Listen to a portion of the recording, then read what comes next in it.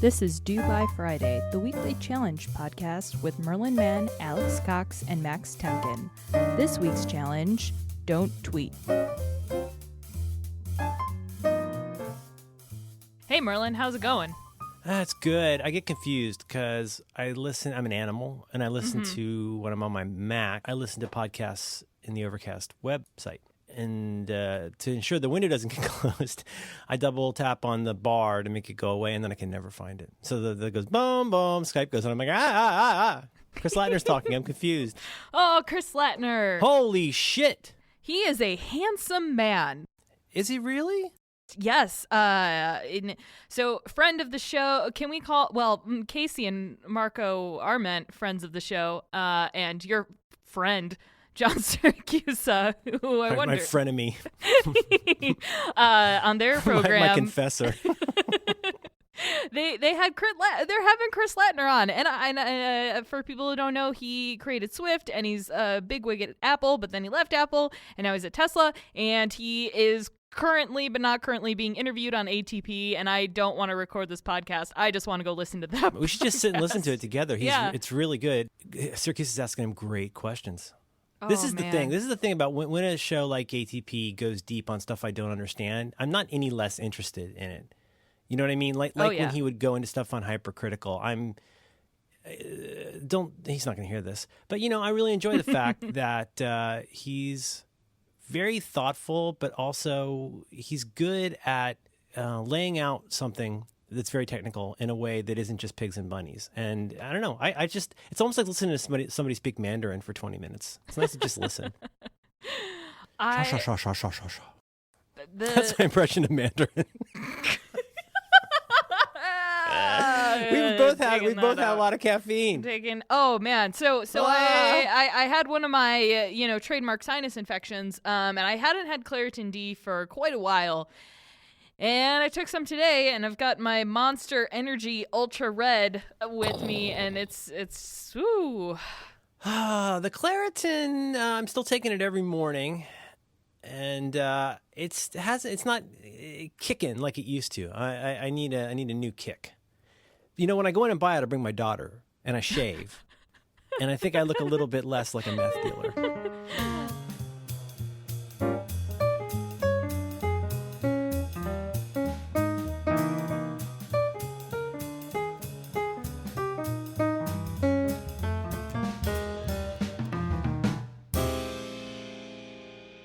Only 3 chefs remain to compete in the ultimate culinary showdown, and only 2 will make it to the finals in Mexico.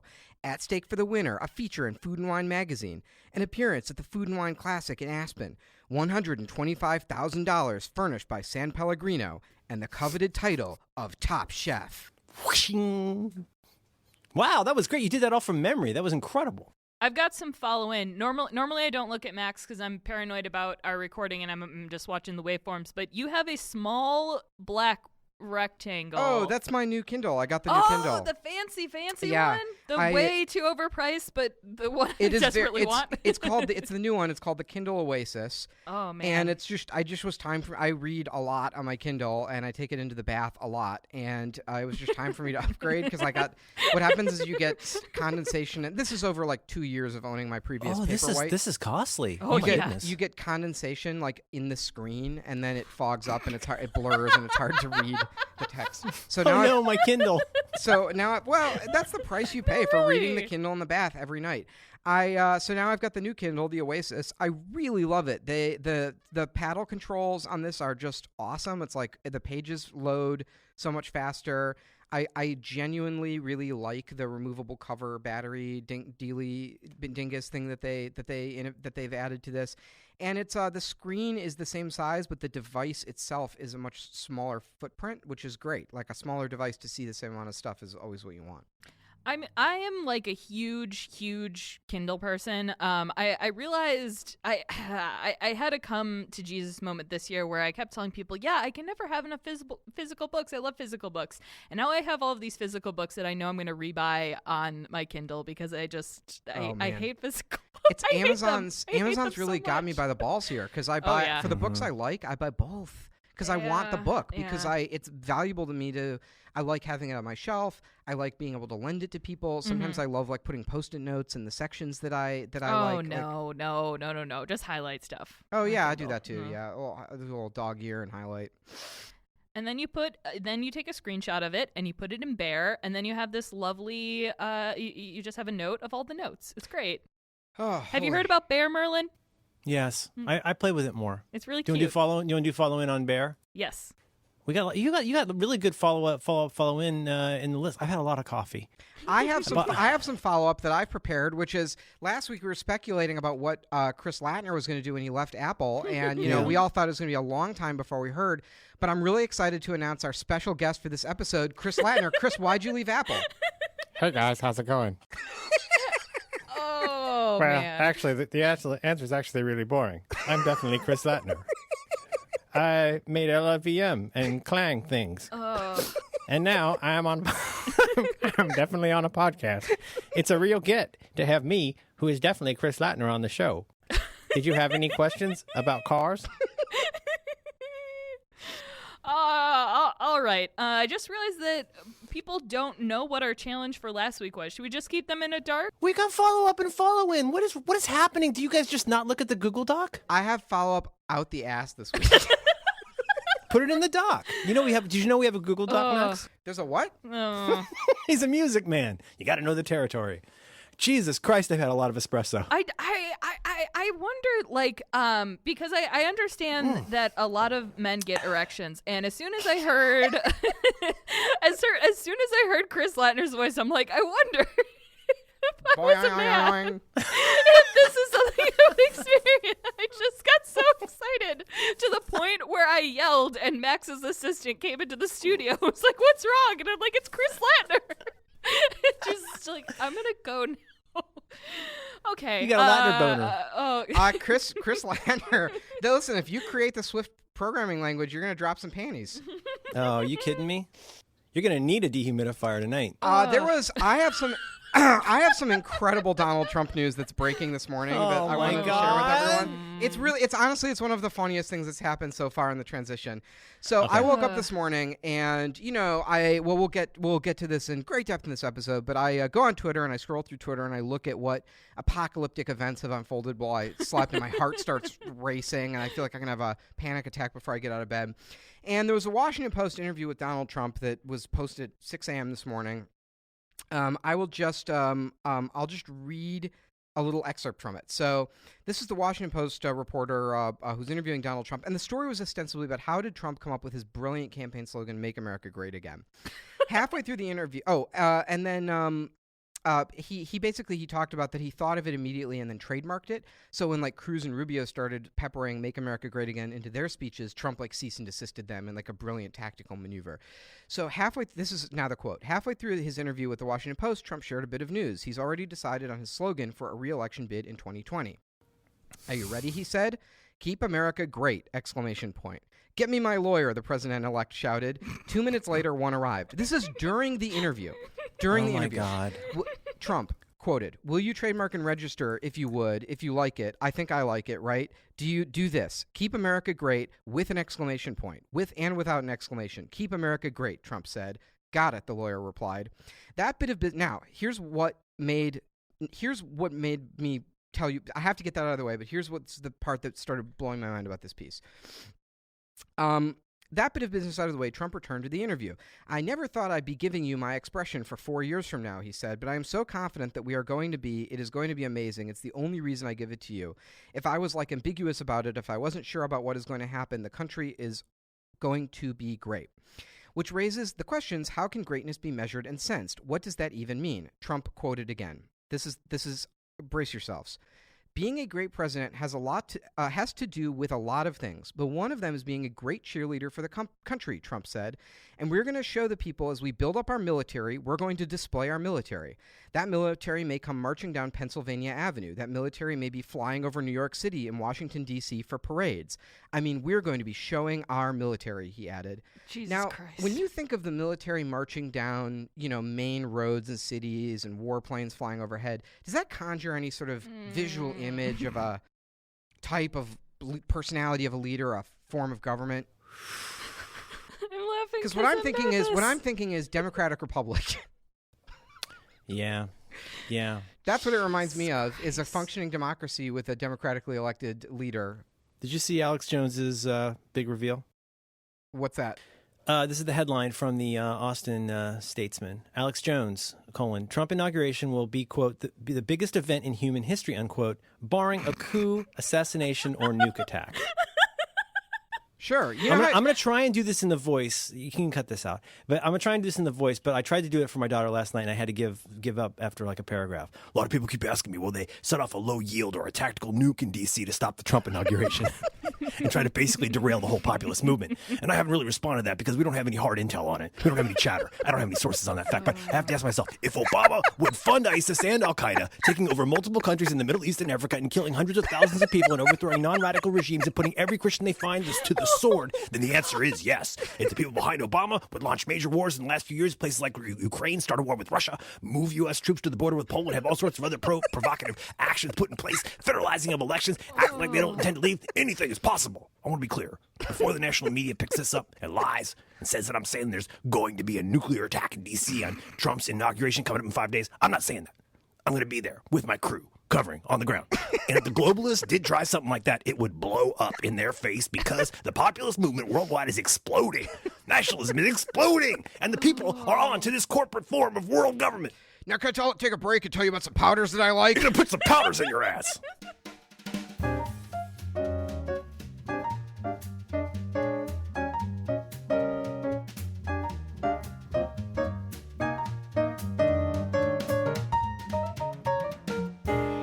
Did you see somebody registered Merlin Mann herbs? I did. I saw that on the website twitter.com. Now, there's one final plot twist of this whole story in the Washington Post, which is after the story ran, someone actually took the time to do a trademark registration to see if anyone had already trademarked the phrase, Keep America Great. Keep America Great. Now, I will tell you, spoiler alert, it has been trademarked. Do you guys have any guesses as to who might have trademarked the phrase, Keep America Great?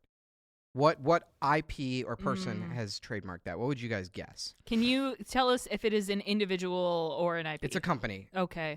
I'm going to guess the Ford Motor Company. Alex? This feels like a trick question. I don't like this at all. It's a real question, and I'll tell you, it's a film.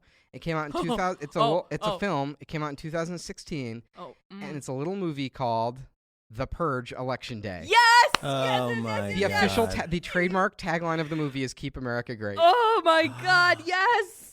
Have you seen Oh this my film, God. Merlin? It's so horrible. I love it. It's my favorite of the. I mean, it's no Purge Reifenstahl. It's no Reifenstahl. It's just the worst. Oh my God. And then, he's going on vacation over the weekend. That's very brave of Alex Jones to head into the blast zone, to give us that kind of breaking coverage of will there not be a nuclear explosion. He's going to be there with his crew covering on the ground. I think his word choice is very interesting, though, that he chooses to end this discussion of whether someone, of course, there's also lots of reports that there's going to be stink bombs. The liberals are going to be doing stink bombs. They're going to be, the bikers can't stop them. It's just an interesting choice of words to say that there may be a tactical nuclear device in Washington, D.C. Mm-hmm. And then he chooses to say, if that happened, that would, quote, blow up in their face. Mm-hmm. Because the populist movement worldwide is exploding. Mm-hmm.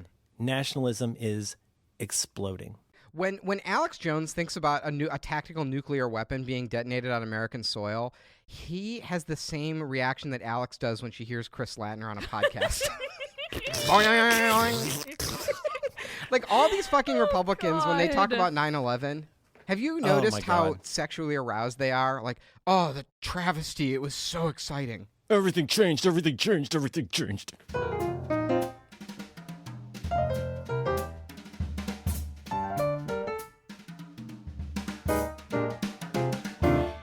All right, we got to start the show. I'm going to do my Top Chef bit again to set it up. Okay, but we also got follow up and follow in. We did some follow in. Do you have more follow in, Merlin? God fucking damn it. Is anybody looking at the Google Doc? I am looking at we have follow up, but we are in follow in right now. Okay. Follow in. Merlin, what you got? I was throwing to you there, Max. Everybody shut up. Here's the thing. You're going to get a tactical nuclear powder in your ass. I think It's Merlin going to be a told the tactical woman to nuclear shut up. explosion of energy, of masculine energy. No. Okay, Max, what's Alex, your you're following? going to get that high T. You're going to get boners whenever you hear Chris Latner's voice. If you want to really express the fullness of your masculinity, you gotta get a Latner powder. Now that's gonna work with your clang, it's gonna work with your LLVM, and it's gonna bring up your T. You got to stock up on this Latner before the government bans it for making you too manly. Oh. You can buy he sells bulletproof vests. Have you seen that? He sells bulletproof. You can buy a bulletproof vest from Alex Jones. Wait, really? Oh, God. Yeah, he started pushing him really hard after the Fort Lauderdale shooting.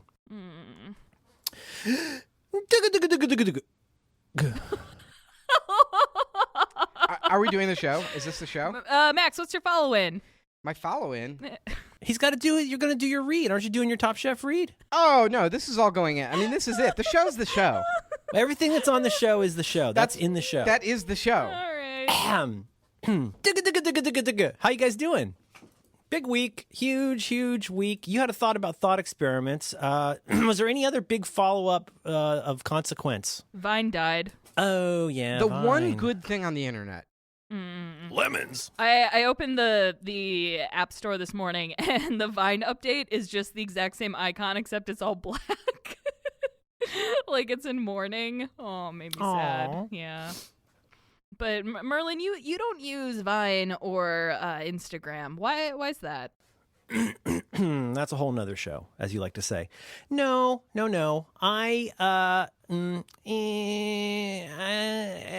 we talked about Vine on here? Because I No. discovered, excuse me, I discovered Vine. I've had a lot of espresso. I'm not going to lie to you. I bought a new AeroPress, and I've been using the fuck out of it. Ooh.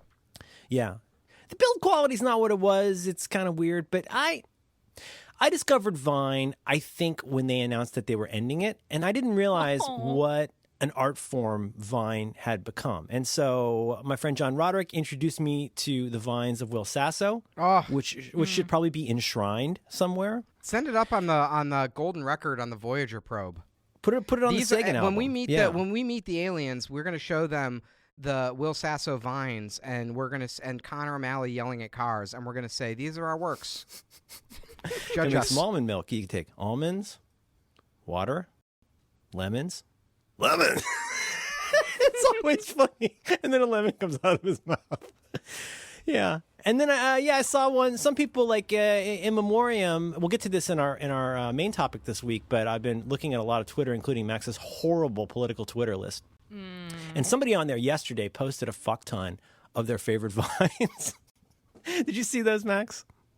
I mean, I'm just all the way into Vine. I mean, Vine it's really the last good place on the internet. A fight starts between these two guys, and it looks pretty brutal. And there's this guy in, like, shirtless. He's pretty much all he's wearing is a pair of shorts. And this guy starts hitting him, and he runs back for a second, hulks out a little bit, and his pants fall off. And you can see his dick. I like how Merlin is discovering this after like 3 years of like beautiful joy. But it was so great because everybody that thought they were there to see a fight suddenly goes, whoa, like too much. Have you ever seen the Vine of that guy when his pants fall off? It's pretty funny. Now that's comedy. Yeah, no. And then Instagram is a whole nother thing. But yeah, this has been a very interesting week. Can I just come on and say what the challenge was? And then we can go back to our follow-up and whatnot. Digga, challenge. So here was my challenge this week. My challenge, and we cut it out of the podcast because I wanted it to be a surprise. The challenge this week was I challenged Alex and Merlin to not use Twitter for an entire week, which we all interpreted to mean not to post to Twitter because I think we all read Twitter. And we all did it. It was also a bet. It was that if you were the first one to crack, it was really see how long we could go without tweeting. And if you were the first one to crack, you had to buy lunch for everyone. And nobody tweeted. We did a great job. And yeah, we'll talk. I assume we all have a lot to say about it. But I just have to say, like, I'm so excited to talk to you guys, and I have so many like funny things to tell you about, and so many things to say because I didn't fucking tweet it out all week. I had to create a new Bear document just for stuff I couldn't say. I have huge, big balls full of content. You got a big angry scrotum full of content? Pants on content. I have a raging Latner of jokes, and it's coming out. God, Chris Ledner, if you ever hear this, I'm so sorry. I admire you so much. Okay. It's admiration, Alex. It's pure admiration. Have both of you seen the Vine that I have posted? Okay, wait. For listeners, this is a Vine of a puppy, and we're gonna listen to it right now. Remy, sit. Speak. It's funny because it looks like the dog said it. All right, thank you. I won't talk for the rest of the show now. I'm happy. All right, can you wait? Hang on. Let's find. I'm gonna search for Vine fight pants. Our friend, I'm gonna put this in show notes, but our friend Brent Nepper, Brent Nepper,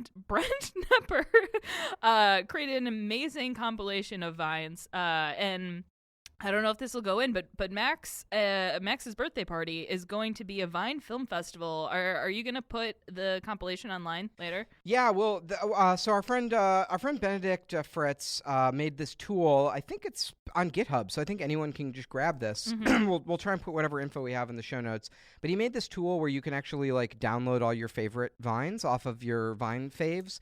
So, if you're like me and you have like years of like favorited Vines, you can just pull them down. And then we're going to sort of take those video files and we're doing like a Vine film festival. We rented a movie theater and we're going to show a bunch of Vines this weekend. Oh, that's a really fun idea. Did you get that YouTube link, Alex? Oh, all right, here we go. I downloaded YouTube Red, which still sounds like porn, but I'm really liking it. Love YouTube Red.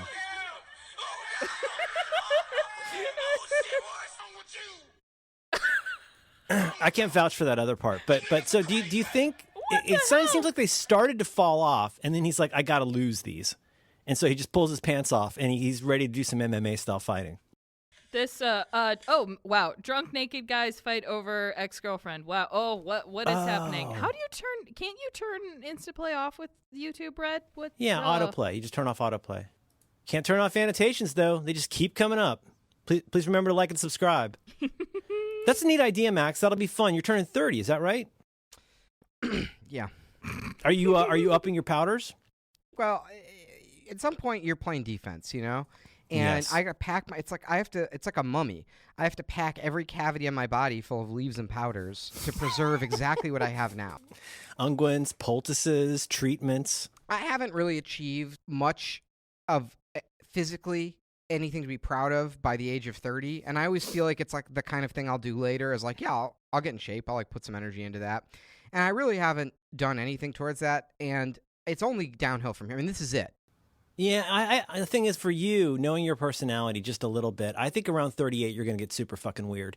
And knowing how you get obsessed with things and then spend lots of money on it, I think you are probably going to spend 2 years becoming a grotesquerie of a man. You're going to have lots of surgeries. I think you're going to be ripped. You're going to be super, like, like old man ripped? Like when you're like that creepy kind of like J.K. Simmons, a little too ripped. That's going to be you. Well, like Carrot Top. Like Carrot Top. That's a terrific example. And the thing is, he has his powders, and he starts to lift, and he's just looking at himself in a mirror the whole time. The whole time he's lifting, he's looking at Carrot Top. Can you imagine that? It's funny. He's laughing. Yeah. I'd love to look at Carrot Top in the mirror every day. He's a funny man. Yeah. So that's the challenge. This week's challenge, by the age of 38, have a bunch of corrective surgeries and lose a bunch of weight and get in shape. Also have a child. Aw. Yeah, no pressure, Max. When are you gonna get married? When are you gonna have kids? When are you gonna? You should have a fur baby. Have a few more fur babies. I thought that 30 was gonna be the year that people started pestering me about that. Nope. The answer to that was 26. Yeah. Ugh. Wow, really? Oh God. Jesus. Before you were married? Because Mel and I were together for a very long time before we got married. So it was when are you gonna get married? And then now the baby thing is just ramped up. Tick tock, tick tock. But here's the thing, I can just go and get one. Yeah. Right, you pick one up at the store. It's like my cat cost $30. They like made my landlord fill out a piece of paper. They're like, oh, you've got a job? Have it. You can get it from Amazon Prime. You can go to a playground. Yeah. There's all kinds of places you just pop by. You just run an Angelina Jolie on them. You just stop by and say, this kid needs an adoption. I'm going to adopt the shit out of that.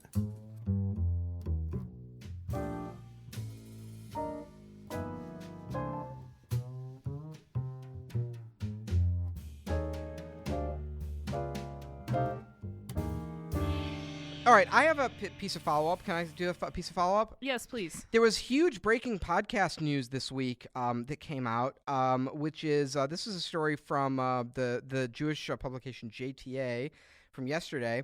The founder of popular right-wing blog The Right Stuff, and this guy Mike Enoch, who's also a major player in like the alt-right and co-hosts a podcast called extremely popular anti-Semitism podcast called The Daily Shoah.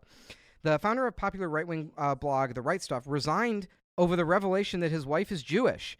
Mike Enoch, who also co-hosts The Daily Show, a weekly podcast, was outed over the weekend as Mike Pinovich, a website developer from New York. On the podcast, which has about 100,000 regular listeners, which can we just pause to talk about this for a second? The nation's preeminent anti-Semitism podcast has more listeners than we do. This is an outrage. Jesus Christ. But it's, I mean, the thing to clarify here in the midst of an age, a time when we really struggle with what to call things, this is a pretty unalloyed, you don't even want to say neo-Nazi. This is an anti-Semitic, like basically pro-Nazi podcast with 100,000 listeners. I know I'm probably putting too fine a point on it, but this is not a bunch of code. It's called The Daily Shoah, which is the Hebrew word for the Holocaust. So it's about I've listened to the show before, and they're talking about like killing Jews. Oh my God, that's a white pun. Genocide. That's a pretty clever pun. Yeah, The Daily Show. The Daily Show. Yeah. It's very clever. You seem way too impressed by the name, Merlin. Enoch was considered one of the three most influential figures in the alt-right movement, along with Daily Stormer creator Andrew Anglin and Richard Spencer, president of the National Policy Institute, white supremacist think tank. This guy is the co-creator of the alt-right label, and he traffics variously in white nationalism, anti-immigration sentiment, anti-Semitism, and a disdain for political correctness. Pinovich came clean with readers of The Right Stuff, posting a message in a password-protected forum that was reprinted in part by Salon. This is his message. As I'm sure you all know, I was doxxed in an ill-advised attempt to fool the media about my identity, led me to not talk to you people and try to simply ride it out by being silent. This was irresponsible and a disservice to all of you. Yes, my wife is who they say she is. I won't even bother denying it. I won't bother making excuses. If this makes you want to leave the movement or have nothing to do with TRS, then I understand. Yeah, and apparently she had also participated on the show. She's been a guest on the show, yeah. Yeah, where they do like jokey Jewish things, now, and yeah. Now here's the thing, because I know we're kind of getting into some personal things with the marriage talk and the kids. I just want to make sure that none of us is married to a Jew, because I would really hate for that to be the way that this podcast ends, and I don't want to be outed as having any... all right, I'll go first. This is the kind of thing I thought I could avoid this by not discussing it. People are trying to disrupt the movement. I am married to an Octo Jew. My wife is 1/8 Jewish. That just makes me want to leave the movement. Okay, as long as I'm getting it all out there. She's an Octo Jew, and that particular, she's 1/8 Jewish. She's also 1/8 Canadian. Oh, that's just the worst. I have Canadian Jew in my blood. I don't think it counts because Mel's 1/4, but it's on her dad's side. So, she's a Quattro Jew. Yeah, and it passes through the woman. Is that right? Yeah, and with like we recently discovered on my family, like it's like Polish Catholicism, big deal in my family. But it turns out if you get a genetic test, I'm like I think an 8th, no, a 6th. I don't know how it works. I'm fairly Jewish, but that makes sense just from where we lived. So that's enough to be That's enough to be rounded up, though. Yeah. Oh yeah. You always round up with a Jew. Mm-hmm. Yeah. believe me, they're doing it to you. So Trump only wants like an 1/8 of me dead. Oh, I keep forgetting. You I'm an gay. Ashkenazi or a Sephardic? Yeah. Which one are you? Which one? Sephardic is the one where you're like a Moor, right? That's like the Spanish. That's like the Milton Friedman Jews, right? That's the ones that are from Spain. Yeah, they can have the rice on Passover, so I always thought that one was cooler. But what about Othello? Is he a Jew? Yeah, the Black Jew, Othello. Okay, all right. I thought that was Dickens. Yeah. Huh. Yeah, I see. When you said you were from Poland, I was thinking that was a Jewish thing, but you got a lot of Catholics there too. Is that right? Yeah. It depended on what like village you lived in. But we come from. I think I talk about this a lot because I think it's really cool. We come from Kaminsky, which just happens to be the last name, and it was like a suburb, like a village suburb of Warsaw. So it was like growing up. It was like we did have family like we don't know where they were, but they died in the Holocaust. So it wasn't like a huge. I don't know. It was weird. So it was like we were kind of Jewish, but not. Yeah. And Right. I wondered though, because I was like, my grandpa is like the Make America Great Again guy, right? He should be so into Trump. And then like as this comes out, it's like, oh yeah, like his supporters killed your grandpa, right? Got it. Yeah. That's Well, it's also it's interesting to think about. To me, like growing up in America at a time when we were still very much talking about whatever you want to call it, the melting pot or the salad. And growing up in the 70s, that was a big part of everything. It was like, hey, it's land of opportunity, et cetera, et cetera. And it's interesting to think, though, about like you take U.S. versus somewhere like Canada versus somewhere like maybe especially Japan. Like the way that you think about similarity and difference, it seems like there's so much contrast from country to country. And like I think we're the outlier, or historically the outlier. Don't you think? I mean, you talked about this, Max, and like didn't you feel this a little bit when you were in Japan? Just that sense of like there's Japanese people and then like everybody else. Well, I just want to say that I feel extremely validated because I've long suspected that I'm the only pure blood on this podcast and that I'm surrounded by cuck-servatives all around me at every angle that are secret Jews. And here it is. It's all out in the open. And now it all comes out. And you think we're mudbloods? Is that what you call it? Mudbloods. You got that? You got It's that? an ugly term. That Jewish blood. Yeah. This the Daily Show website, like it is what I would imagine a parody site to be. I mean this as a compliment. It's the ATP of anti-Semitic podcasts. Uh-huh.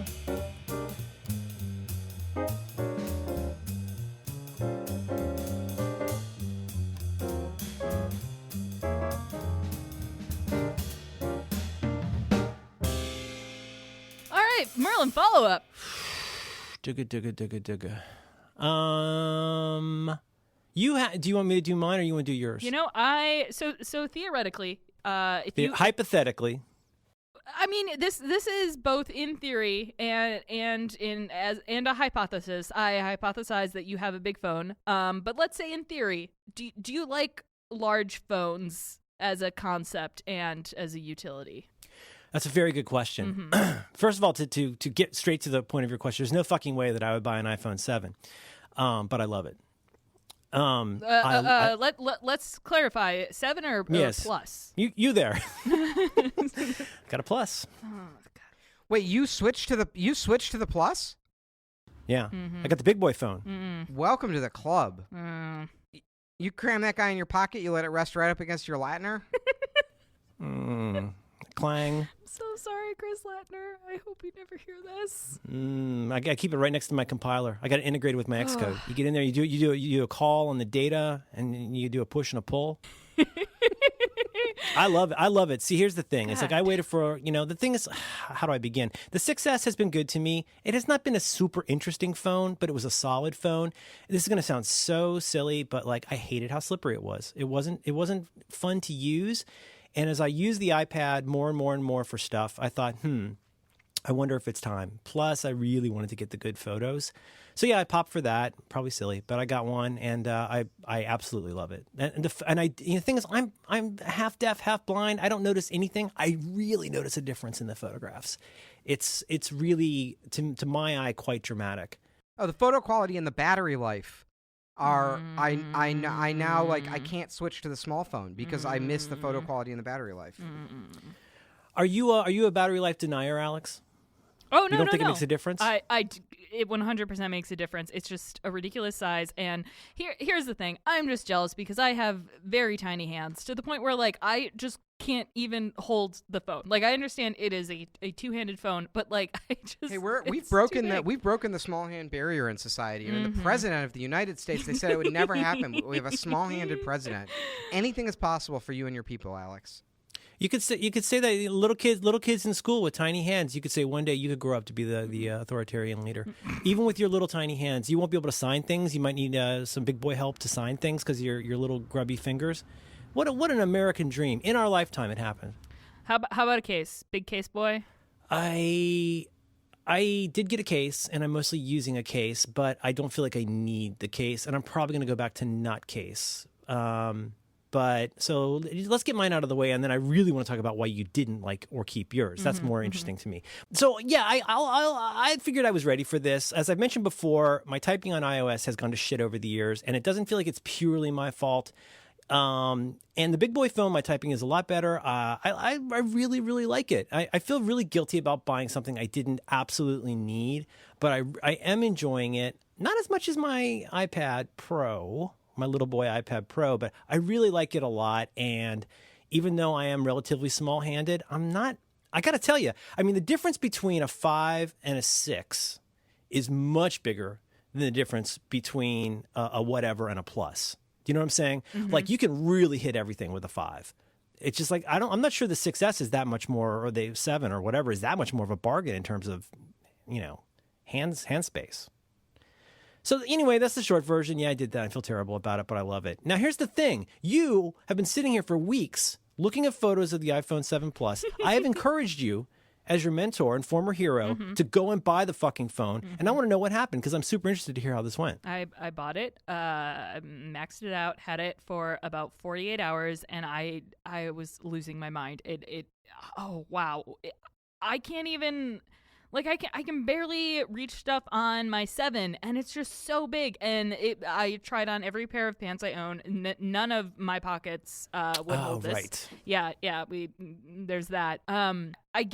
I get that the camera is better, but in like low light situations, which is what I was most excited to see it, and it was meh. It's still pretty noisy. Yeah. No, I agree. And also the portrait thing is really neat. It's a fun parlor trick. I actually really like the way it looks, but there are huge limitations to that. If you are not outside and a person is standing in front of a solid background, it does not work. Yeah, I was messing around. We were waiting to go see La La Land. I was standing outside the studio, outside the cinema, just taking pictures to kill time and of stuff in windows, and experimenting with using portrait and not portrait. Well, first of all, portrait really zooms in. You got to really step back. There's all kinds of rules about what'll fit. But even just taking a normal photo, the low light was not as good as I expected. When you see some of those photos that get touted as like famous iPhone photos, it's like I'm getting way noisier stuff than that. So I don't know. It's fun, though. I fiddled with it. I've been taking more videos. The videos look incredible, and I've been doing more videos playing with the Osmo, and it is pretty dramatic. I shot a video of my kid playing piano yesterday, and it's stunning. I mean, the level of detail in it is really stunning. I could be wrong, but I don't think there is any difference between the 7 and 7 Plus in terms of video, because they put stabilization in the 7. So that was the one thing where I was like, okay, if videos are the same, and like that's what I've been having most the most fun I've been having with iOS is really with video right now, and Bear, good old Bear. But I was on a 6S, so I didn't have exactly that. Right. Yeah. So that photo I just sent you of my cat, that's our cat next to a new plant we got, who we've named Planty. And like, I can instantly see like those are deeper, greener greens, I feel like, than I was getting before from a usual like iPhone photo. I mean, I'm not saying it's a great photo. When I'm at home and my wife is at work, I take photos of the cat. I send her pictures of the cat. So that was a photo. But like, I feel like it's much richer looking. The photos are much richer. Now, Max, what about you and yours? You sounded like a few episodes ago you were on the fence about whether you'd made the right decision with the big boy phone. But now he's going to keep the big boy phone because Merlin Mann has a big boy phone, and the cool guys have the big boys. Would that I could have that kind of influence on people. Listen, I just don't want to like do the work of setting up the phone, so I'll just keep it. And when the new phone comes out, I'll probably go back to the small one. Although I will say, like, I can't imagine going back to the phone with the smaller battery, because with the regular size phone, I charge it overnight, I wake up, and then it runs out of battery before I go to sleep. And with the big phone, I can actually go like 2 days before running out of battery. So I notice a huge dramatic difference. I'm grading a little bit on a curve. I've had it for, I don't know, a week or two now. And so, I mean, I was not seeing, basically, I was seeing the same problem with battery that I've had forever, which is I wake up, I diddle around with my phone for a few minutes, I do some things, and by like 8 or 9 a.m., I'm at 80%, which seems weird to me. I think there's got to be something that's that's a runaway something happening somewhere. And the reason I say I'm grading on a curve is I'm trying to account for how much of that is photo recognition stuff, because it's got to restart all that stuff. Right. My poor little MacBook Air. I mean, I put Sierra on my 2010 MacBook Air weeks ago, and I think it's still catching up on photo stuff. Mm-hmm. That will really put a hurting on your system.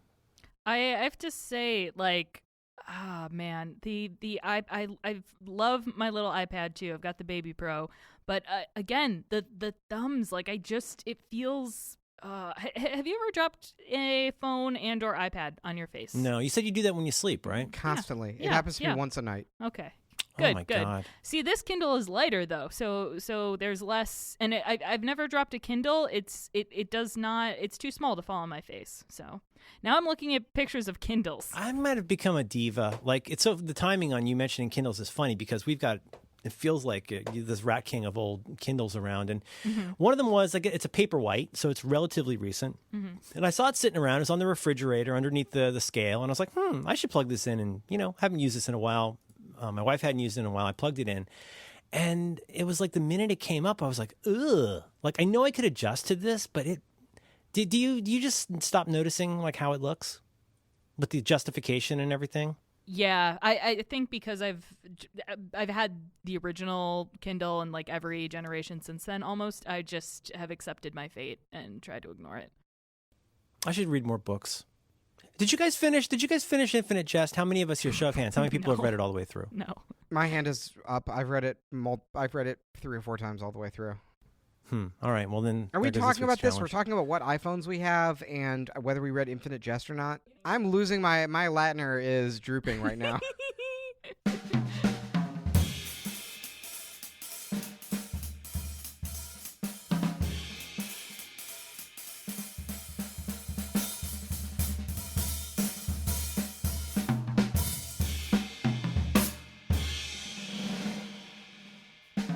Can we talk about the challenge now? Are we done with our stupid follow up and pre-follow and whatever? Let's check the Google wow. Doc now. Oh, all right. Jesus. Alex Jones. Who's working for you here? Are we working for the Google Doc or is it working for us? Am I right? Alex, you had a thought about thought experiments. I don't remember what this was. Okay, moving on. Oh, would you eat a person? Would you what? Would you, Merlin, I ring a doorbell. I have $5,000 in cash, and I Okay. have a cooked piece of meat, and let's say it's like 2 bitefuls. And I say, this is a Okay. human person. Do you take the money and eat my person? Okay, so it's cash you've got with you. Yes. You got a human amuse-bouche. Yes. And the terms of this is not going to be like one of those Julian Assange things where I have my lawyer respond that doesn't really. It's a very clear thing. If I eat the amuse-bouche that I know is definitely a person, Yes. and then Chelsea Manning goes free. Is that how this works? yeah. Okay. Do you know that it's safe beforehand, or you're taking a risk that you might get that thing that Hillary Clinton had from eating people? Yep. Who knows? That is the only information you have. Do you know what I'm talking about? What do you call the prions in your brain? Yes. Oh, she's like a Morgellon? Yeah, she got the Morgellons from eating people. They figured that out online. Oh, they were able to decode that from things in the background, the cryptic symbols at the pizza place. They were able to put all that together. Well, so if you want me to explain the whole thing, it's actually amazing. I really would. Yes. So basically, Hillary, as we all know, Hillary was suffering from a wide array of neurological disorders during the campaign. I mean, the evidence was obvious for anyone who wanted to pay attention to it. Anybody who actually looked. Yeah, I mean, occasionally you could see her moving her head to look at things, and that was clear evidence of neurological trauma. What about that compulsive laughing? Did that have anything to do with, like, she wasn't able to control her reactions to people? Wasn't that part of her neurological constellation of problems? Well, yeah, Merlin, that's a symptom. That's a classic symptom right there. So, essentially, there was after the Podesta emails leaked, there was a hilarious exchange where. So John Podesta's brother is like a big art collector in New York, and he has a relationship with the artist Maria Abramovic, who basically invented performance art. And way back in the day, I think in the 60s or 70s, she did these series of dinners called Spirit Dinners, where she painted with menstrual blood and did performance art things, and it culminated in a meal that people ate together, and it was sort of this art experience. And Maria Abramovic did a Kickstarter a couple years ago, and one of the rewards at the very high level was like if you spend $10,000 on the Kickstarter, you can have a spirit dinner with Maria Abramovic. And the spirit dinner was just a dinner with Maria Abramovic. There wasn't any kooky stuff happening. It wasn't code for anything. It was just No, it's just if you're at all familiar with her body of artistic work, it's like all out there in the open, which is like it's some kooky performance art stuff, and then it's a dinner. And this is a bunch of high society New York fancy boys who pay $10,000 on an art Kickstarter, getting together and having dinner with an artist they like. So John Podesta's brother emails Podesta and says, "Do you want to come to this dinner with Maria Abramovic, to the spirit dinner?" And Podesta says no, because he has no taste in art, because that would be an incredible experience. And that's the end of it. But once that email leaked, people started figuring it out, and they were like, oh my God, Hillary Clinton is having spirit dinners. She is eating people. And according to this episode of House, if you eat people, you can get these prions in your brain, and it causes all the neurological symptoms that explain all of her symptoms. And they put it together, and it was like fucking, Beautiful Mind, all the string connected. all the yarn. Yep. And it all made sense. And it was like, oh, she's got the Kurosawa disease. Ah. Wow, that's You gotta hand it to get them. out there. You gotta hand it gotta to really them. get in there and do your own research. Yeah, I mean, that's the kind of on-the-ground reporting on any possible tactical nuclear detonations that may or may not occur that you come to expect from InfoWars. Let's see. Okay, Let's check in with our tactical nuke strike team on the Dubai Friday podcast to get an update on whether any tactical nuclear weapons have been detonated. Alex, your report? Merlin, follow You up. got to say it before you let the media get in there and spin this and make me sound crazy. I got two problems with this. First of all, I think the nature of this show is you take the challenge and you either do the challenge or you say why it's difficult. I'm going to say this every week. Now, here's my problem. First of all, $5,000, I might have eaten a person for $5,000 in high school. Probably definitely in college. $5,000 does not seem like that much money to eat a person. Now, also it depends. Like if it was Padma, if Padma showed up and she was wearing something really flattering and had like $200,000 and an amuse-bouche, I'd have to think about it, because part of me is also thinking this is a prank. It's a double backwards turns out secret prank where it's actually chicken. So I'm not sure if I would eat the person. Alex, somebody comes to your door with $5,000. They have an amuse-bouche in their hand. Are you going to eat it? Are you going to eat the person? It needs to be 10,000. That is my number I've set for myself if the situation occurs. I do it for $5,000, no question. What's Yeah. I don't understand this, because like, do you fundamentally draw like a moral distinction between eating like a chicken and eating a person? No, but the number, the $10,000 gamble is with the not having that information. Like I'm gambling my health. If I had documentation that this was, Oh, you think there might be some prions in there? Right. So if it was see. like, Okay. yes, this is fully cooked, like it is safe, then it would be like $1,000. Okay, point of Probably information. less. How much would it change either of your decisions to know that it was a given person? If that person, I've thought about this a lot. I think I would actually be more okay with it if the person had given their consent, or if they donated their body to science. Like if they donated their body to science, anything's fair game. So we are very close to the ability to be able to print meat using basically like gene sequencing and 3D printers, and there's a lot of speculation on what the market for this will look like. So one thing the obvious use case is you won't need to kill animals for meat anymore. You'll synthesize meat in a laboratory, and it will be the best meat that people have ever eaten. Like they'll basically find the best cow, the most like tender, perfectly marbled, incredible cow, the single greatest cow that has ever lived, and that'll just be all the beef from now on, right? Because you'll just Whoa. sequence it over and over. So it'll change the quality of all meat moving forward. It'll eliminate the need to eat animals. But check this out. You'll also be able to eat, if we can get the DNA, you'll be able to eat extinct animal species. So you'll be able to have like a dinosaur burger and eat it, and there may be a market for that.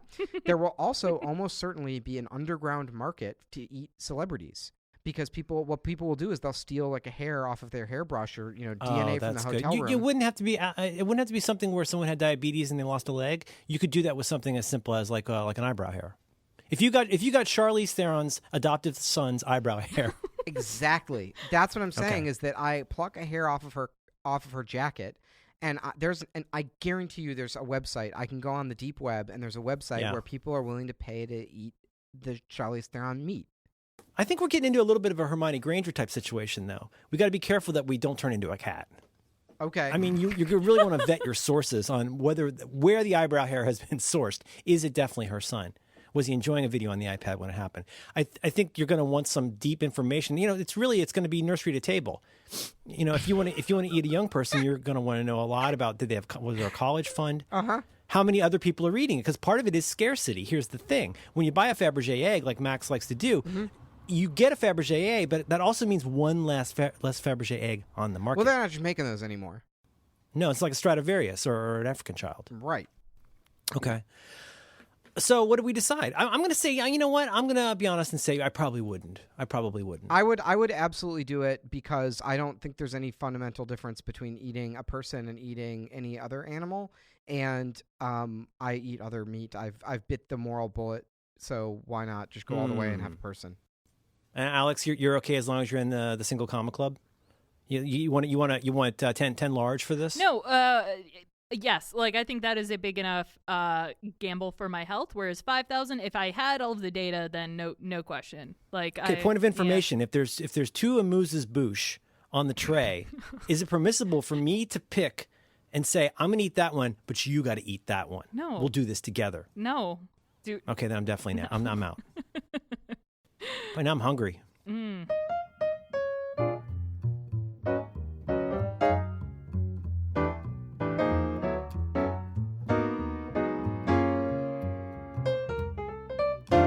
I think Max is tweeting. God damn it!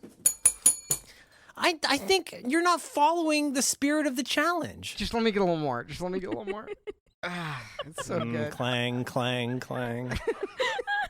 I'm almost there. Is Clang the language or the compiler? Which one is he? Oh, I'm not smart enough to know anything about Chris Latner other than he's very intelligent and good looking. I've dealt with compilers a little bit. Oh, that was another question I wanted to ask. I'll save it for another show. But you're attracted to Chris Latner, even though that's not generally how you roll. I think we should, at some point, should talk about people of differing sexual orientations, interests, preferences.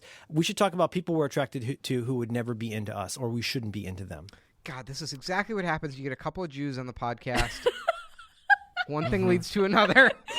Suddenly I'm fucking Chris Latner. Yeah. You got to hire somebody to come in and say it for you because it's Friday. Mazel tov. What's called a shibboleth? No, what do you do? It's a shonda. Shonda rhymes? What do you call it? You have somebody come in and you light up your elevator? Yeah, you get the you get your Shabbos Latner. That's right. L'chaim. Do you have like a document of things you would like to say that you were not able to tweet? Oh, they were bad. Like looking back on them, I did, but they were awful. Let me just look. All I wrote down was I really miss Piss Twitter. So that was it. And I truly do miss Piss Twitter. I think that was for me. I could give a couple of opening salvos on this challenge, but I've come to feel that, especially in light of Obama's comments about Twitter that he talked about in his farewell speech, and talking about how it's actually a threat to democracy, that it makes people insular, makes your worldview small, and gives you the feeling of having taken political action without actually having done anything. Mixed with how bad it makes me feel, I think I'm fucking done with Twitter. Like I don't like it. It's bad. I just don't think it's a good. I think it's a bad technology. I think it's shortened people's attention span. It's poisoned our dialogue. It's exacerbated the problem with outrage culture where no one is allowed to. We can't have a discussion of ideas, and because it makes language and speech the primary thing that everybody can do, and in some ways the only thing you can do, it's made it so that saying mean words or saying the wrong words is like the worst crime.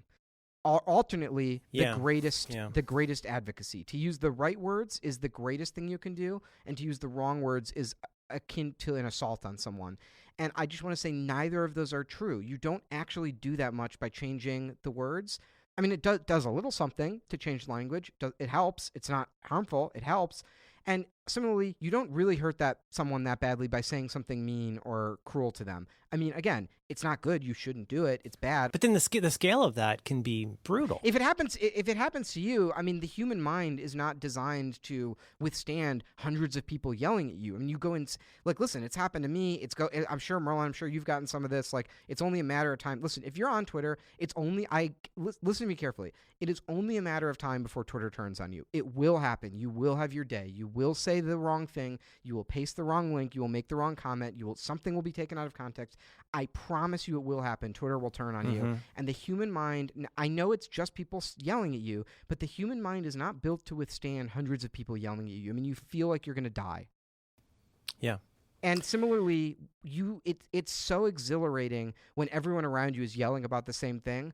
There's so much, just every evolutionary piece of software in your brain is firing up going, you better start yelling, you're one of them. Right. And that's no way to live a life. Yeah. I actually, I got a lot to say about this. I'll say the things that were, so I read Twitter. I still went on Twitter because there is no substitute at this moment in the culture for, especially for me who's like trying to follow politics like very closely, like hour to hour. There's nothing else. Like Twitter is journalism. And of course, that's the good and the bad. What's good is that you get unprecedented access to the stream of information and facts as they flow. What's bad is that it allows Donald Trump to be president because the attention span of the media is so low, the public's tolerance for information and context is so damaged that the person who tweets the loudest and makes the most outrageous statements and has the least dignity profits, and that's why we are where we are. The one thing I wrote down that was really frustrating to me was there was some stuff that happened this week that I wanted to promote. Oh, there was the birth control one. You were very excited about that one. What's this? Oh, if you can't afford $9 for birth control, maybe you shouldn't be having sex. Oh, that was one of See, but that's a perfect example of like I already forgot about. Listen, I literally already forgot about that. And when it was happening, there was something that happened last week of some moron conservative didn't know how much birth control costs, and he was saying poor people shouldn't be able to have sex. Whatever, it didn't matter. But everyone on my timeline, everyone was like all like they were just like tumescent with outrage. They were engorged with the anger jelly, and they were fully erect with huge angry balls, and they were just all pointing in the same direction and pointing and yelling and going, look at that guy, fuck that guy. And I wanted so badly to join them. Like every neuron in my brain was going like, you better point at that guy and yell too, because you're one of them. Yeah, like this is outrage that was made for me. Yeah, it spoke to me so clearly. And I texted, we have our group text, and I texted the group text, and I was like, I want to retweet this so badly. I'm so mad I can't participate in the angry retweeting of this idiot. And I already forgot it. It's, what is it, 4 days later, and it's gone. I already completely forgot that this transpired. Right. Yeah. I would like to, in the fullness of time, talk about some specific details about what I found difficult and easy about it. But I need to workshop this epithet a little bit. But I feel like it's one thing the way that the internet and access to the internet has made the expression of ideas inexpensive. And I'm avoiding the word free for obvious reasons. But you know what I mean? I think it's one thing to make ideas and words inexpensive, and it's another thing to make them cheap, because I think there's a difference. And what you get when you have to just watch this versus just participate in it, especially reading the politics list that you've shared with us, ideas and words are so cheap. And this is an old idea. This is nothing new, but you really feel it in your bones when you're not participating in it. Because when you get to participate, you burn off a little bit, like you shoot off some of that steam that you've got, because now you're part of it. So I'm not about to say that I'm gonna quit using Twitter, but it's been very instructive for me, and as we'll get into maybe in a minute, like for me, for a variety of reasons, the first 2 or 3 days were difficult, but by Saturday I was not really missing it that much. So one thing, I touched on this earlier on the podcast, but I've noticed that since I've not been tweeting, so I'm more excited to see people and talk to them because I have things to say to them. Not me. Yeah, no. Really? I did not Sorry, get that. I'm so excited to talk to you guys because I haven't. That's a human too far for me. Yeah. Interesting. I'm so excited to be here right now, you guys. Oh my God. What about you, Alex? What was your experience of this? Because you're not a high volume tutor. I think I would disagree. Sometimes I get a little hypomanic and go a little crazy. Just so you know, I follow you on Twitter. I apologize. The only the only thing that I wrote down that the one tweet that I still held on to was how much would I have to pay you to eat a chunk of human? And we discussed that, and now I'm That's satisfied. so funny. The only one I have is a quote from a friend of mine. It says, "You can't make an omelet without breaking a few optical cables."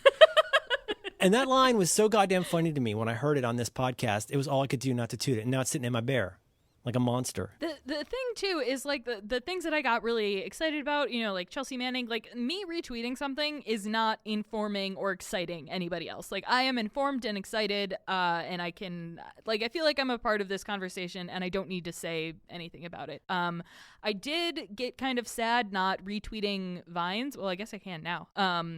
I don't know. I'm a weirdo on Twitter, and I talk about things that aren't important, but it's stuff that my weirdo friends care about. And I wanted to go on a rant about how the Wirecutter. I've never regretted anything that I bought from the Wirecutter except for their iPhone case recommendations, which are so wrong. But that's a whole nother show. But yeah, I tried to actually avoid Max's Twitter list and just I followed a few of those folks and just was using Nuzzle a lot, which other than those ads, wow.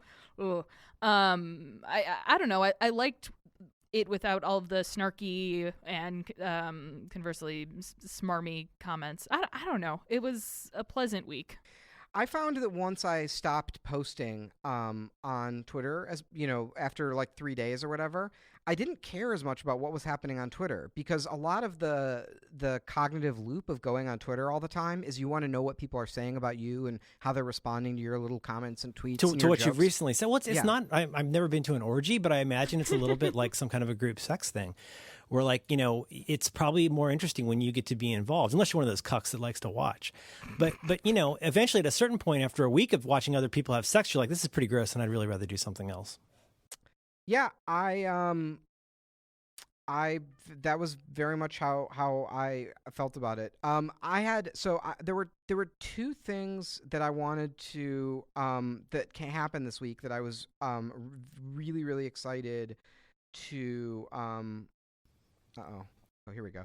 There were two things that happened this week that I really wanted to promote, so I'll just tell people on the podcast, and hopefully that makes up for not This is not. being able to tweet not it. what we're here for. Yes, it is. There were two things I wanted to promote. One of them was our friend Brent Nepper did one of the coolest projects I've ever seen on the internet, which is Brent lives in a van and travels to national parks and takes photos of national parks, and he's been trying to figure out how to share this with people, and he started a Patreon where you can get once a week a text message with a story and a photo from a national park from Brent, which is patreon.com/Brent Nepper. And a designer I really like named Jessica Paley, who's Skullface on Twitter, relaunched her store False Luck, and there's really cool pins, enamel pins and stuff that I love, and those are the things I couldn't share this week. I was really bummed. I would like to share the website. I found it and I got really, really excited. 43folders.com. There was this thing called Inbox Zero that, wow. That's that thing Max came up with where you do your email. Yeah. Do you want a merit badge? I have made up some Inbox Zero merit badges. Well, I've been making some changes to my iPad workflow. I want to talk about what was easy and difficult. Yes. So Max is a monster who decides by his own fucking caprice when he will be the one who comes in with the planes flying over New York and decides that he's going to be the one who, quote unquote, edits the episode. And he always leaves off the challenge because he's a monster. I just want to mention, I had many protestations about this, some of which I still stand by. I don't like people telling me what to do. But there were things I knew would be difficult. There were things that were harder than I expected. And there was a constellation of things that were not that hard. That's the crazy part of this to me. So I want to hear, it sounds like we focus so far on the things we wanted to jump in with. I mentioned this to you in text, I think, but you know what? The one that I found, I'm not going to say it was the hardest for me, but it was the one that almost screwed me up the most times, was responding to people. It was not posting, because I could catch myself I can't do this. I can't post a new tweet. I cannot cause a new tweet to be tweeted. That was the least of my worries. My second biggest thing was retweeting. Like, oh, I shouldn't retweet because I can't. That's not part of the thing. The hardest thing for me was not responding to people. And I don't mean mean people. I mean like somebody with a question, somebody with a compliment, somebody with a whatever. And it made me realize like how much more than I realize I respond to those things the instant that I see them, good, bad, or indifferent. And that's what drove me crazy. It was hard for me to stop doing it. And I felt weird and bad and unkind and ungrateful to not respond to stuff I ordinarily would have. But nobody seemed to notice that I wasn't tweeting. Not a single person. I didn't get any comments about it either. I thought maybe Zero. people would start saying like, "Oh, are you okay?" or whatever, and nobody said anything about it. You could beat down a mine shaft and no one would know. And well, it just says how important your contributions to the discourse are. If no one notices when you stop, but It's like if John Dickerson didn't show up for his Sunday morning show. they just shot a chair. yeah, and you just stared at this chair for an hour. How long you been gone, John? Oh, you good, man? I found that it was so reflexive for me to reply to people when they sent me messages, or especially if they were like wrong about something. I hit the reply button and started typing a tweet before I remembered I wasn't supposed to be tweeting. Oh, so many times. That's the only one that really tripped me up. And I actually have an anecdote. This is short, but quick. Didn't I tell you on this show about how? Yes, I know I told you about this. That I was getting you know what? We talked about this in the text. But anyway, I mentioned that we got this gift my wife got me of meat. It's meat, # grass-fed meat that gets delivered once a month. Long story short, it arrived after 11 days. It was melted. There was blood in the bag. It was a terrible mess. And I'd mentioned it on this program.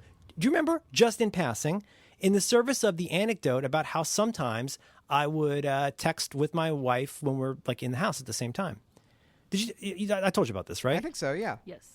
Did I tell you that the guy from the company responded on Twitter because he heard it on the show? Oh no. Like Mr. Meat, like Johnny Meat got on the horn, he got on the blower, and he said, "Hey, I heard about your experience with # grass fed." Your negative customer experience with you got a bag of blood.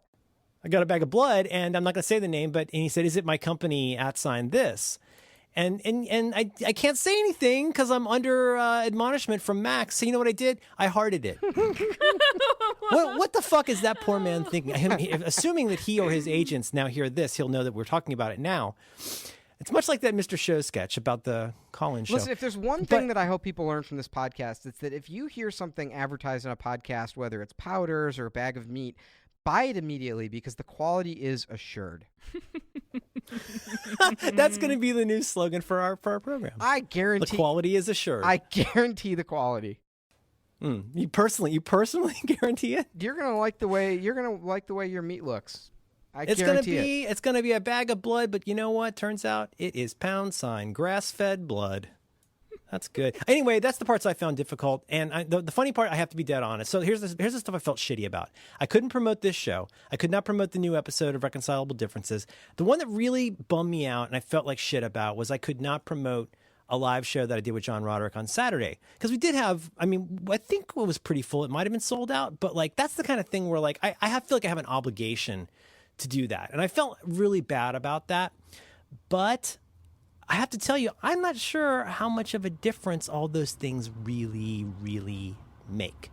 Like, I checked the numbers on our program, which I'm very happy with. It's no Daily Show. No. But I mean, it's pretty good. It's pretty good. Well, if there's any event in human history where the numbers have been a little inflated, I think it's probably the Holocaust. Wow. That's a shame you're going to have to cut that out because that might be the best joke in the history of the show. We're the history of the show. We're gonna get a letter from the ADL about that one. Aww. They gave up a long time ago when I went on my Jewish witch hunt. They got Jewish witches? Oh, we're ripe with witches. We got witches They're out. lousy with We witches? got witches out the wazoo. Who do you think's sending you these bags of blood? Jewish witches. They get in there. Mishpohat. Anyway, and then you step on the light bulb. But the witch can't work on a Friday. You got this guy over here. We got no soup. Okay. Anyway, we had a challenge and we did it.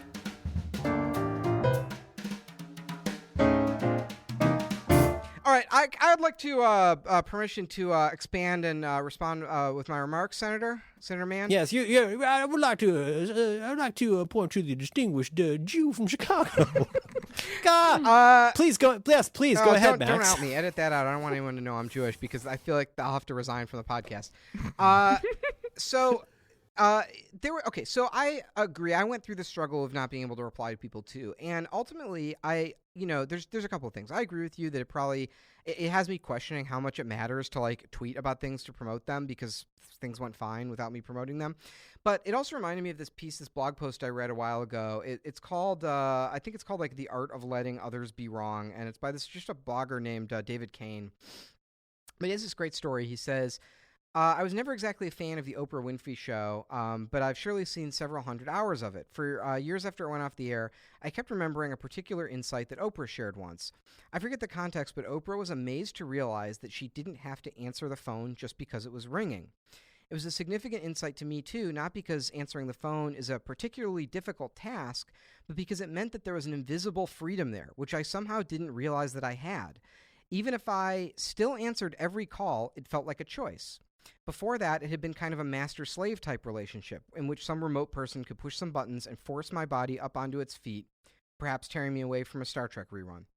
For those of us inclined to argue every point, it's easy to forget that we have the freedom to simply carry on with our lives and let wrong viewpoints stand. It's amazing how often it seems like an exchange needs your input, the way a screaming kettle needs to be taken off the element. That's so good. Oh, that is so good. It's it's really true. You have, and this is partly stems out of my interest in cognitive behavioral therapy, just the idea that something you perceive in the world and how you feel about it have an invisible link that comes out of your own head. Do you know what I mean? The idea that, like the classic example of like somebody not saying hi to you at work and you deciding that means something in the world, like that's happening in your head unless you have evidence to the contrary. And I think you have to realize that you're right, you don't have to answer the phone. And in some ways, it's almost like the freedom you get from like a GTD-like system of going like, well, no matter how much I want to mow my lawn, if I'm on a plane, I can't do that. So like you could stress out for that entire flight or you could read a book. And that sounds so obvious until you're caught up in the emotions of it, and those emotions will completely carry you away. And if in this case, why am I saying that? In this case, I wasn't allowed. And my responses were like, I'm talking about friendly stuff, but I get what you're saying here. Like the somebody's wrong on the internet, I can't go to sleep kind of thing. But like knowing that I can't reply made it more okay in some ways. I don't know if that's what you're saying, but that's how I feel, is it had to be more okay. Well, I mean it in both ways because, of course, like I passed up. I mean, a lot of what I do on Twitter is like have stupid arguments with people or correct people when I feel that it's important or something. And of course, it's helpful to remember, like, I don't actually need to do that. So, I don't think it really changes their mind and it just wastes my time. But, like, I just don't, no one appointed me to be the person in charge of correcting other people. Like, just because I was born a white man and that is society puts that cruel expectation on me that I correct everyone around me on their opinions about technology. I mean, isn't it amazing how much you get corralled into having to do that because of your role? It is. You don't want to do that. No, you don't want that responsibility. No, I don't enjoy that. I don't love opening my legs real wide on the train, but society you don't want to be fucked. Puts these expectations on me. No, but in all seriousness, like I do argue with people, and it's nice to know, even if I go back on Twitter and keep arguing with people in the future, like it's nice to be reminded that that's a decision I'm making. Like I don't have to do that. It's not a job. It's totally it's true. a choice. Every time I do it, it's a choice. And the same thing is true of replying to people. I mean, Twitter, any fucking person in the world can tweet at you. Like, it's crazy. Like, you would never accept a work environment where literally any living human could come tap you on the shoulder and bother you. It would be unacceptable. You would quit. You would go insane. But somehow we let ourselves do this with Twitter all the time, and just anyone has access to you. They can say whatever dumb shit they want or ask any stupid repetitive, oh, it's your favorite Cards Against Humanity card. And somehow I'm like, oh, I gotta respond to the fans or gotta respond to these people on Twitter. I'm like, no, I don't actually. I can just let it go. Totally agree. What are you thinking about, Alex? I have the privilege of... Alex is looking at pictures of Chris Latner over here. I'm actually looking at pictures of the newest SpaceX launch. But I have the privilege of no one following me on Twitter. So if someone said something that I thought was really nice or they asked a legitimate question, I actually opened my DMs for the week and just replied to them there. So That was my solution. Wow. Wow, way to embrace the spirit of the challenge. Yep. Well, there was that one guy with the chicken wallpaper that I just loved. It was so good. Someone sent me their iPhone home screen, and it was terrible. But they had a background of chickens, and I just. And Oh, there's I a love that. boat. That guy. That was a very unusual setup that guy Yeah, had. I love chickens. Chickens is it chickens if they're still alive? Is that the plural? Or Oh, is this like shrimp and shrimp? Yeah, that I'm kind wondering. of thing? Plurals? because it's yeah. All right. Anyway, I think technically it's Chicken Americans. I actually I actually have a text expander snippet for if somebody asks me what my favorite Cards Against Humanity card is. What is it? It's the dolphin one, the dolphin sex one. Although I should update it to the What scissoring is it? What is the one. dolphin? Let me find. Oh, figuring out how to have sex with a dolphin? Yeah. That's a good one. Scissoring, if it's a thing, though, I think is my new favorite card. That I was consulted scissoring, on. if that's even a thing. Yeah. Let's laugh at the cards Max wrote. Oh, it's so nice to be able to laugh again. Does anybody remember laughter? It was hard. Now, okay, so Dugga. Max, you go through these little fits sometimes. Sometimes you drop a little Montero. Are you serious? You thinking are you getting off? Are you reducing? What is your plan here? It sounds like you got to be in your bonnet about Twitter. Well, I'm doing some soul searching in general. You know, listen, let me just like back up for a second and tell you like what I'm thinking about the world. Like I spent. Sorry. Like it's a tough. No. I just love the sentence. Let me back up for a second and tell you what I'm thinking about the world. It is. It's the ultimate giant step back. Okay, hang on. Yeah, let's zoom way out to the Alpha Centauri galaxy. No, I mean, listen, I'm thinking right now, obviously a lot about politics, and like the last, I found the other day, I was like going through a bunch of old Obama shit, and I found a business card from the first time that I met Obama, and I realized I've been in some capacity working, volunteering, supporting for, consulting for, whatever, this guy Barack Obama for coming up on 15 years. So it's been half of my life. I've spent working for this guy. And obviously when I started working for him, he was a state senator. I thought he was a losing primary Senate, a protest candidate in the Senate race. When he got into it, which is why I liked him, and that was him against the Jerry Ryan guy. Well, that was in the general, but yeah, and Okay. and he was the anti-Iraq war candidate, and that was important to me, and I was like, I'm gonna volunteer for this guy because it's important to me.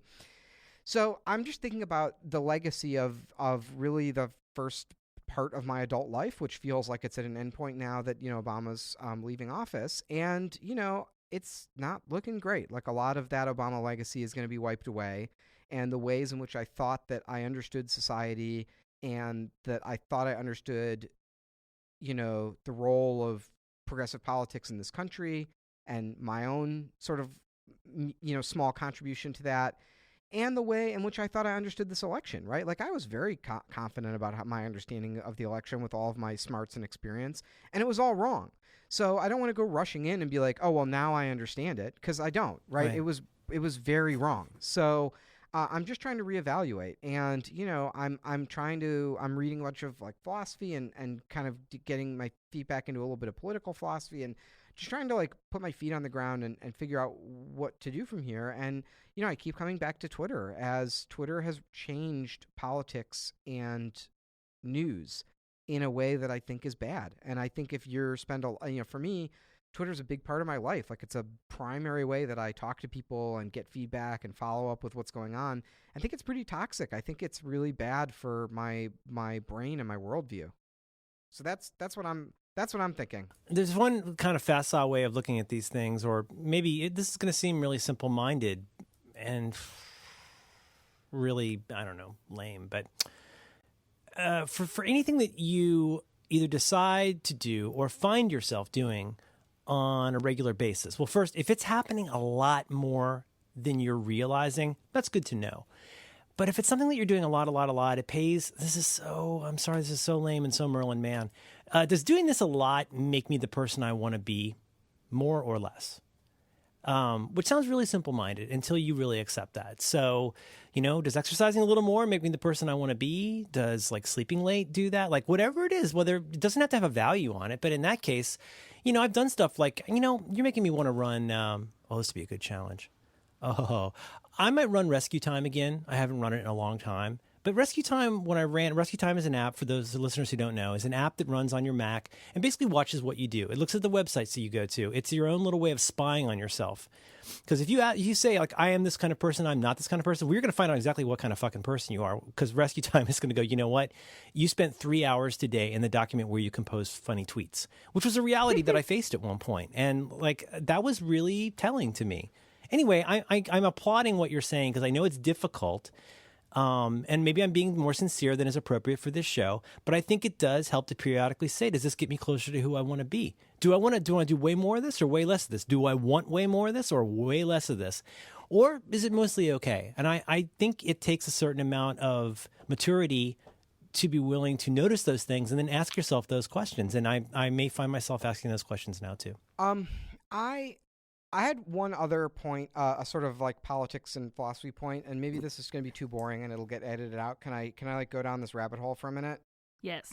So I'm also really interested in the role of writing and language in our like national conversation and in our politics. And maybe I only mean this in the national maybe there is no such thing as like a quote unquote national conversation among like all Americans, although like dumb, unwashed mass of Americans.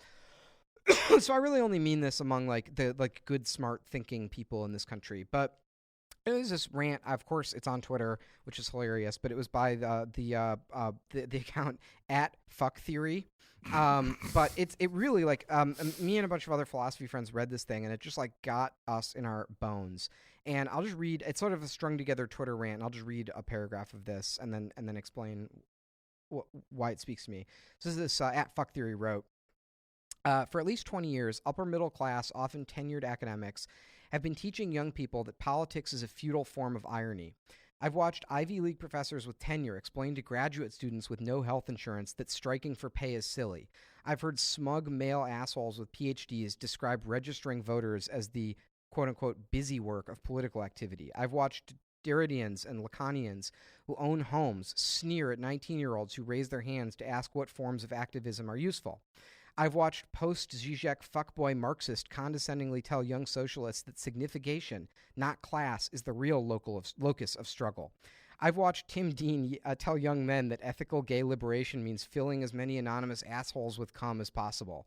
I've watched Lee Edelman tell students with a shit-eating grin that hope is surrender and that fighting for the future is quote-unquote heteronormative.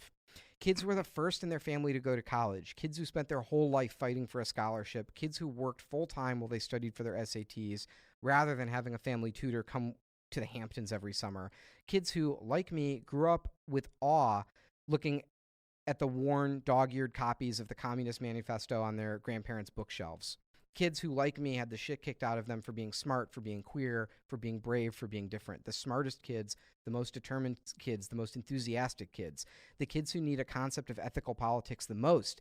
The kids who could, and in so many cases would, have gone back to their communities to teach, to read, to lead, to work.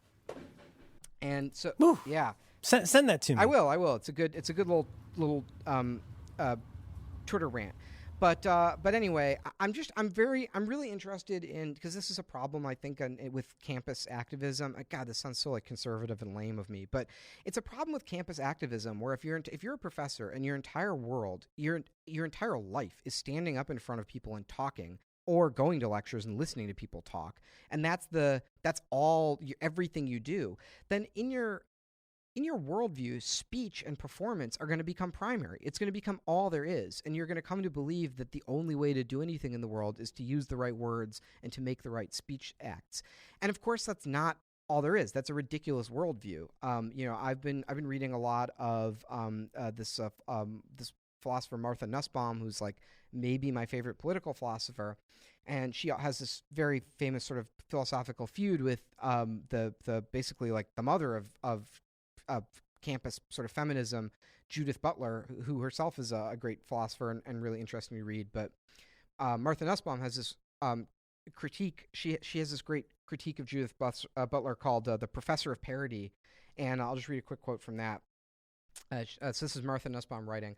Judith Butler's feminism is in many ways easier than the old feminism. It tells scores of talented young women that they need not work on changing the law or feeding the hungry or assailing power through theory harnessed to material politics. They can do politics in the safety of their campuses, remaining on the symbolic level, making subversive gestures at power through speech and gesture. This, the theory says, is pretty much all that's available to us anyway by way of political action, and isn't it exciting and sexy? In its small way, of course, this is a hopeful politics. It instructs people that they can, right now, without compromising their security, do something bold. But the boldness is entirely gestural, and insofar as Butler's ideal suggests that these symbolic gestures are really political change, it offers only a false hope. Hungry women are not fed by this, battered women are not sheltered by it, raped women do not find justice in it, gays and lesbians do not achieve legal protections through it. And that's the nut of it for me. Like, you know, it's not nothing to use the right words and to make speech acts and to get your angry tweets in and feel good and feel that you've done something, but don't confuse it with having done something. Do you do you have a feeling about that phrase slacktivism? I mean, does that put you off? Does that seem unkind or incomplete, or does that miss part of the texture of affecting change today? Yeah, I mean, I think there is some slacktivism that's effective and works. I prefer I prefer to say Twitter activism, because I think that's an even funnier and more descriptive description of what happens. And you know, when you see these people who it's like, let's all tweet at this person and show them how mad we are, and you know, point our anger guns at them. It's like, I don't know, it would be so much more effective to do almost anything, to go talk to your neighbors or have a community meeting or do anything in the real world. I think the biggest thing I've been struggling with is I feel like everything I know now is wrong, and I just kind of want to sit in a corner and read and try to, like, I don't know, just get a handle on the world, but that feels almost like less than speech acts. It's just like I have the privilege of crawling into a ball and trying to learn as much as I can. But also I feel like something like it's not just it's not just like a matter of worrying I'm going to say the wrong thing that is like politically incorrect or not cool with the social justice warriors. It's like, what if I develop opinion that is genuinely harmful to like people in my community? Does that sort of make sense? It could just also be my own like social anxiety paranoia. No, I think what you're saying makes a lot of sense. And I mean, a thread that's running through a lot of what you're saying, and I feel like a lot of stuff, at least I feel, and I feel like Max feels, is feeling a little bit unmoored about we've certainly gone through a cycle where truth seems to have taken a backseat, if not the trunk, to how we think about how things happen in the United States. But like, there's also that feeling of like, I don't know what I know anymore. My epistemology is all fucked up. Like, I don't even know. I feel sometimes like I don't even know how to test what's a good idea or not. It's some combination of this weird political intrigue and turns out culture, and there's all these various things. I mean, how many things do you feel sure and certain and clear in your bones about? And like, are you sure about that? Like, have you even examined those things? I don't know if that's what you're describing, but I feel kind of that way. Like I in this kind of Hippocratic way, I'm thinking like, God, I just don't want to fuck anything else up more. And at the same time, things that I thought typically in the past would be useful for things could actually be harmful. And Will Pissgate turned out to be something that was just a huge distraction from all these other things. And it's like, I don't know, for a man of my age and theoretical nominal maturity, like I don't know what to think a lot of time, and I'm not sure how to even find out what to think. Well, it's not, I don't think it's that there's the truth out there, the truth on Twitter versus the lies on Twitter. It's actually not that simple. I think it's a much more complicated situation that's happening, which is, sorry, too much powder. Which is, I think it's a much more complicated situation happening, which is people have an enormous capacity to accept the data that conforms to their worldview and reject the data that does not conform to their worldview. And living in an ocean of data makes it possible to always have enough data to confirm any worldview that you pick for yourself. And if you only surround yourself with the people who also conform to that worldview, you'll just be awash in that data, and you'll never sort of have a reason to critically question it or or think that you're wrong or wonder what data your cognitive dissonance is causing you not to consider. And all you can do, I mean, maybe people as individuals don't really have access to the quote unquote truth, but all you can do is hope that you have a theory of the world that explains as much of the data as possible and rejects as little of the data as possible. And it's increasingly difficult. Like, I think Twitter makes that much harder. And the amount that I was so sure about Pissgate a week ago, and I felt so confident that it was real, is a great example of that. Because, like, who fucking knows? Like, maybe it's true, maybe it's not. Like, I'm trying to get all the data on all the sides of this that I can, and then form the theory that incorporates the data in the best way. But, you know, it's a crazy to think that just being aware of a logical fallacy doesn't mean that you're any less likely to commit the logical fallacy. Right. You know, it felt like in high school, if I disagreed with someone's philosophy or it was like iffy on scientific theory, there were reliable sources to go and read about and be like, okay, this isn't like necessarily true, but I can get like an accurate viewpoint or some conflicting science that is interesting. But now it's like, okay, all I can read about are angry Medium posts from Nazis. Like, I don't know where to get like different viewpoints. It's I don't know. Like like Max said, there's like a sea of like I get there is a sea of data, but it's almost like if I don't come out of the whirlpool of things that confirm all of my beliefs, it's just like, where do I go? Yeah. Well, I'll tell you what I've done this week, because like not being on Twitter as much as and participating in Twitter is like actually freed up like hours and hours of time, as it turns out. Like the amount of hours. I mean, I'll just be honest. Like the amount of hours I spend on Twitter it's unbelievable. I mean, I have rescue time and I don't want to look at it because it's embarrassing how much time I spend on Twitter. But I've been reading a lot of books, and you know, at least a book is like a well-respected book in its field. At least it's like a thing you can think about for a long time. So if it's totally full of shit, you'll have a greater chance to realize it than a 140-character tweet. You know, at least a book, you can spend some time with it and you live with it and you sit with it for a minute. I also subscribe to the New York Times, the hard copy of the New York Times. It comes to my house every morning. And it's like, I don't know, I guess I never subscribed to a newspaper before, so I assumed it was like a really expensive thing. And it's not an expensive thing. It's actually like incredibly cheap to have a man bring a printed paper to your house every day. Now, it might be the introductory period, because we tried that and it got expensive fast. But I'm glad we still get the Sunday hard copy, which my daughter does not understand at all, like why you would get this. But no, and it's this thing we kind of like look over throughout the week. But I don't know how you do that every morning. Do you have a way you approach? I derailed you. I'm sorry. But how do you approach getting that every morning as a busy person? Oh, I just grab. So I either go down and grab it and have my coffee and read the New York Times I don't read it cover to cover. I read the headlines.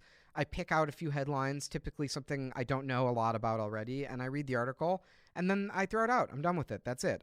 But just knowing the ecosystem of news of like, here's a bunch of really smart, well-informed editors who decided what's important today helps more than a bunch of random assholes that I followed on Twitter being mad about something.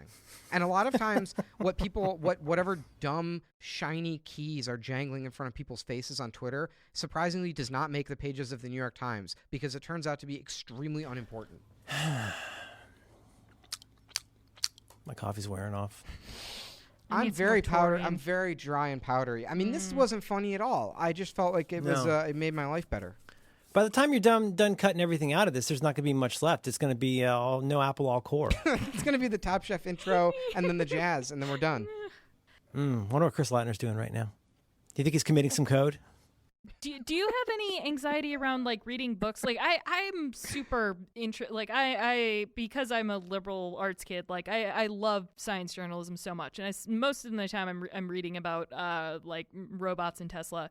But like Jonah, what's his name? Who's the guy who made up the Bob Dylan quotes? Jonah Lehrer. Yeah, like I know everyone jokes about Malcolm Gladwell and stuff like that, but it's like there were people that I trusted and who were smart, and like I read him in Wired and thought he was a smart person, and He felt like not only one of us, but like a way smarter version of one of us. and I know that those are edge cases. Like I understand that this is kind of, again, just an anxiety that's an internalized piece of bullshit, but I don't know. Like I always get really excited when smart people I like recommend books, but I don't know. Let me tell you I have a couple of just like rules of thumb so that I don't Jonah Lehrer myself.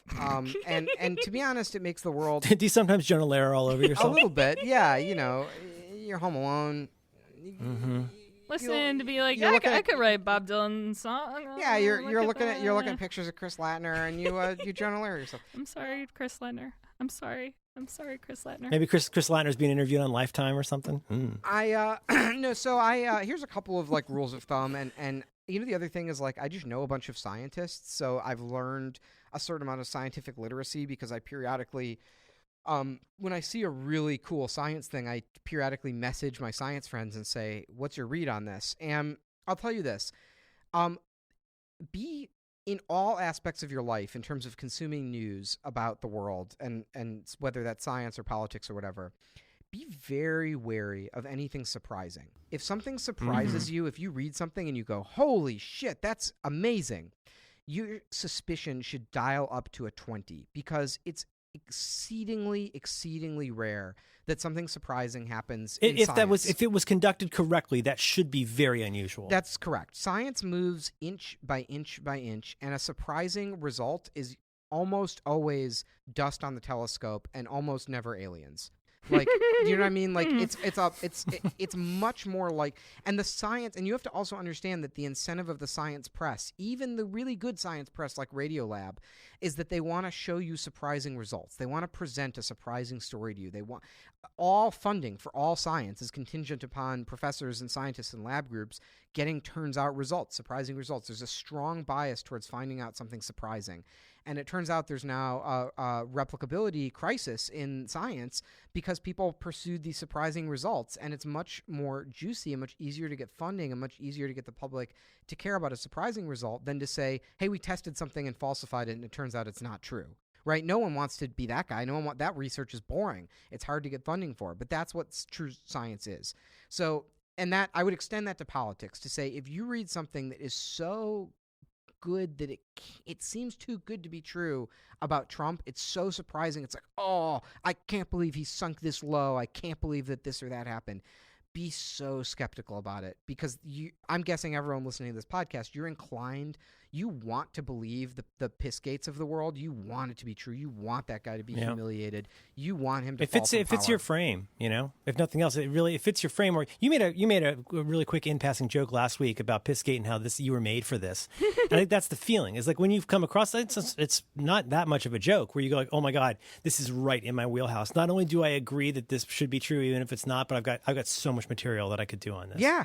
Right. And it's very hard to separate the part of your brain, the critical part of your brain that's like, oh, I've like found something that's true, from the less critical parts of your brain that are like, I really want this. I just really want big lithium-ion batteries, guys. I get real excited.